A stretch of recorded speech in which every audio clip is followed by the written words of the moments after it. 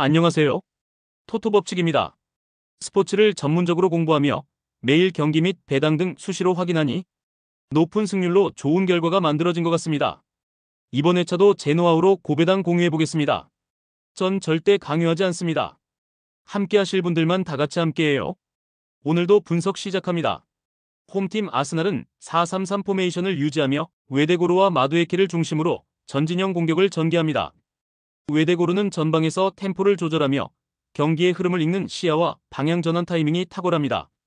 마두에케는 빠른 드리블과 하프 스페이스 침투로 수비를 무너뜨리며 순간적인 궤적 변화로 상대 라인을 흔듭니다.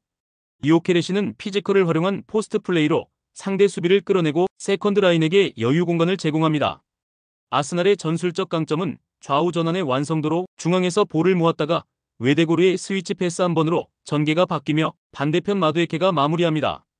이 전환 패턴이 이어지면 브라이튼의 압박 구조가 흔들리고 중원과 박스 근처에서 수적 우위를 확보합니다.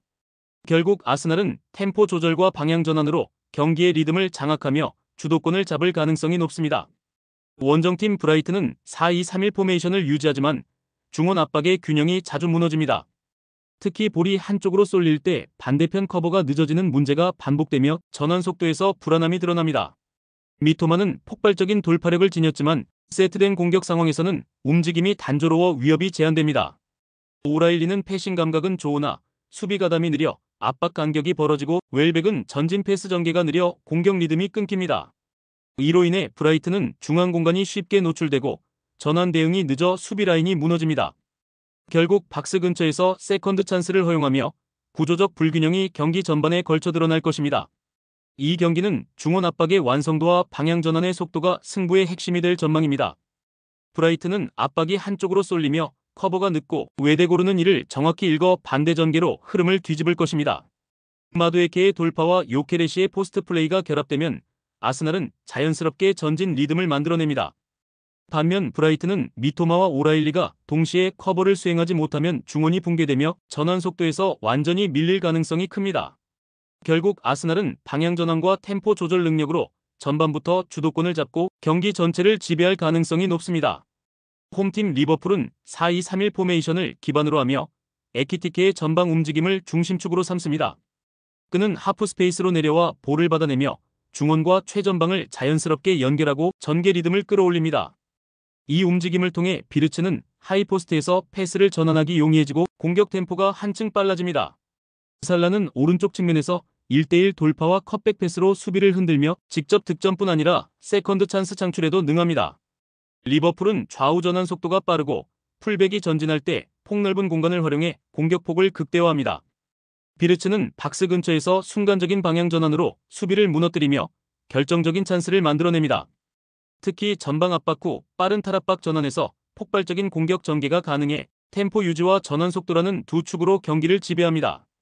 원정팀 크리스탈 팰리스는 3-4-3 포메이션으로 균형을 유지하지만 후방 빌드업의 구조적 안정성이 떨어집니다.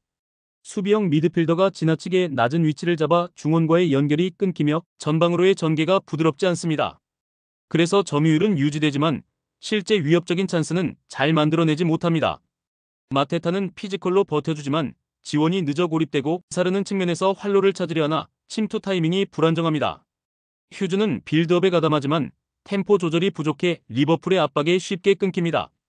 결국 팰리스는 후방에서 공을 돌리다 실책을 범하거나 롱패스로 흐름을 잃으면 공격 전환이 매끄럽지 못합니다. 이 팀의 핵심 문제는 연결 속도의 결핍으로 느린 전개가 리버풀의 압박에 완전히 말려들 가능성이 높습니다. 이 경기는 점유율보다 전환 속도와 압박 탈출 능력이 승부의 관건입니다.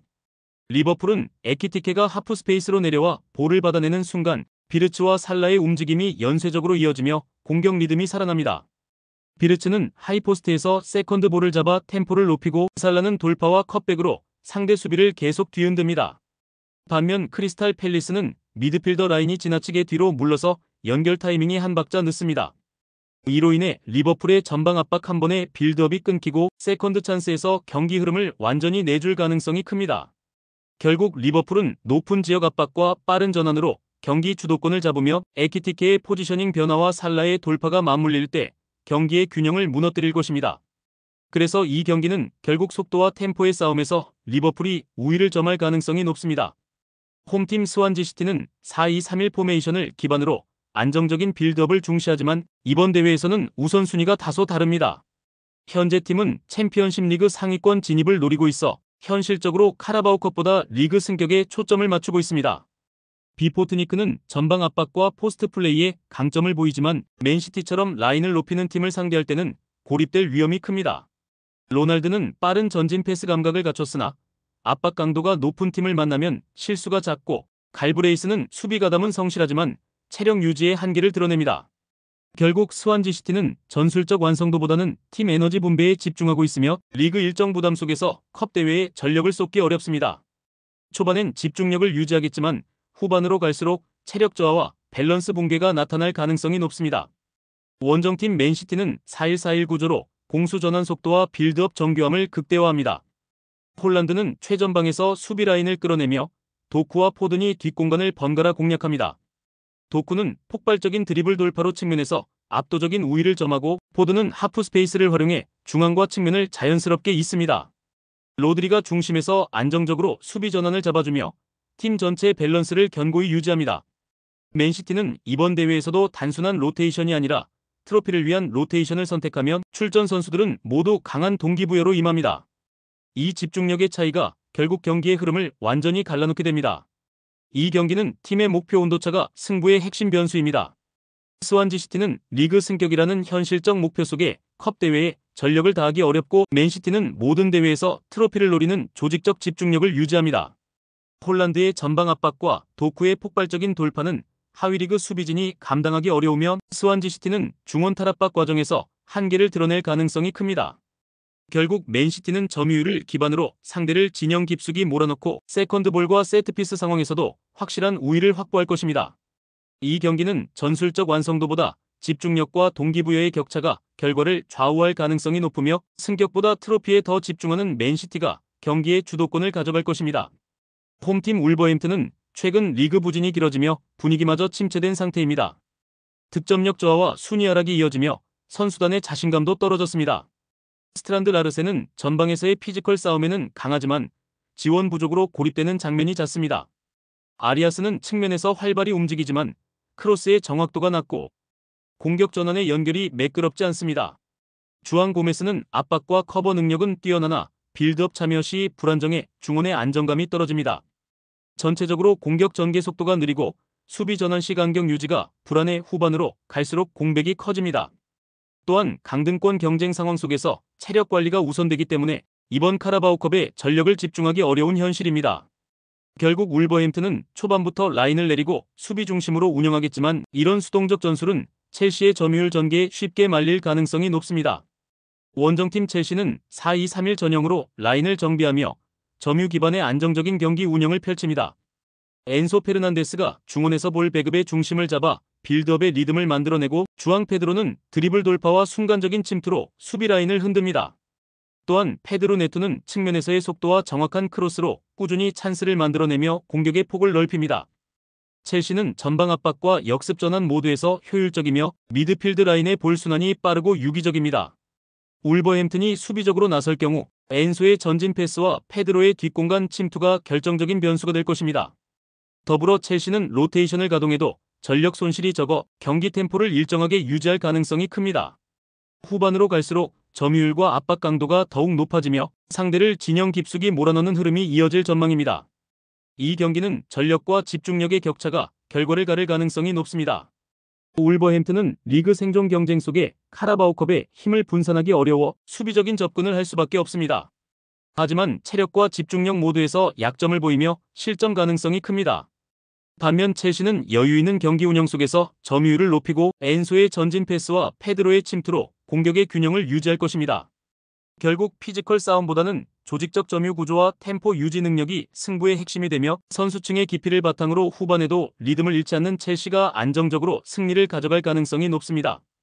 홈팀 뉴캐슬은 탈압박 과정에서 백패스 빈도가 높아 공격 전개의 리듬이 자주 끊깁니다. 전진 템포가 느려지며 점유율은 유지하지만 실질적인 찬스 창출은 제한적입니다. 엘랑가는 측면 침투를 시도하지만 패스 타이밍이 늦어 위협으로 이어지지 못하고 반스 역시 하프 스페이스 연결이 원활하지 않아 전진 효율이 떨어집니다. 토날리는 빌드업의 중심을 맡지만 수비 가담 비중이 높아 공격 참여에 여유가 부족합니다. 결국 뉴캐슬은 백패스 루틴에 갇히며 변칙 전개가 사라졌고 공격 템포가 점점 둔화되었습니다. 이로 인해 세컨드 찬스 확보도 어려워지고 공격의 완성도가 현저히 떨어진 상태입니다.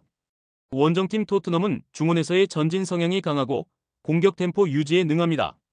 사비 시몬스는 좁은 공간에서도 볼을 지키며 타이밍을 예측한 전진 패스로 수비 라인을 흔듭니다. 히샬리송은 수비수를 등지고 볼을 받아 공격 루트를 만들고 쿠두스는 폭발적인 돌파로 좌우 밸런스를 무너뜨립니다. 이들의 조합은 빠른 방향 전환과 짧은 패스 교환으로 전개의 효율을 극대화합니다. 토트넘은 단순 점유보다 전진의 질을 중시하며 중원 압박 후 빠른 전환으로 상대를 흔듭니다. 특히 사비 시몬스의 패스 타이밍이 공격 전체의 리듬을 조율하며 경기 템포를 끌어올립니다. 이 경기는 탈압박의 질과 전진 의지의 차이에서 승부가 갈릴 가능성이 높습니다. 뉴캐슬은 반복되는 백패스 루틴으로 공격 템포가 둔화되고 압박에 대응하는 전개력이 떨어집니다. 반면 토트넘은 시몬스가 중심에서 패스 타이밍을 조절하며 하프 스페이스를 적극 활용할 것입니다. 히샬리송이 중앙에서 공간을 만들면 쿠두스의 돌파가 측면 균열을 유도하며 공격의 완성도가 높아집니다. 뉴캐슬은 빌드업 구간에서 실수를 노출할 위험이 크고 전방 압박에 쉽게 말릴 가능성이 큽니다. 결국 토트넘이 초반부터 점유율과 템포를 장악하며 중원에서 완전히 경기를 통제할 것으로 보입니다. 이 경기는 전진 패스 타이밍과 압박 전환 속도의 싸움이며 두 요소 모두 토트넘이 한층 앞서 있습니다. 그래서 토트넘이 중원 지배를 바탕으로 경기의 흐름을 완전히 주도할 가능성이 높습니다.